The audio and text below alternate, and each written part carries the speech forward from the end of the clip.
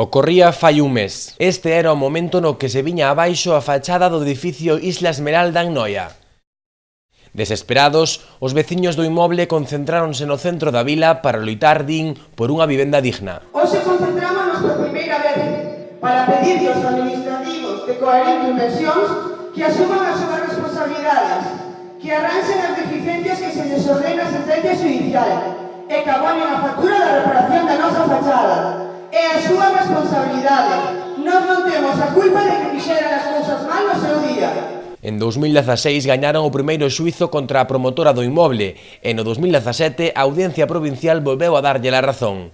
Case 3 anos despois, as solucións non chegan. Entre todos tivemos que asumir unha derrama de 50.000 euros que non nos correspondía. Unha obra dun edificio novo de tan só 10 anos. Aseguran, dende que chegaron ao edificio, viven entre humidades e filtracións de auga. Este foi o primeiro paso de moitos que imos a dar, porque podemos facer moita forza se nos mantemos unidos.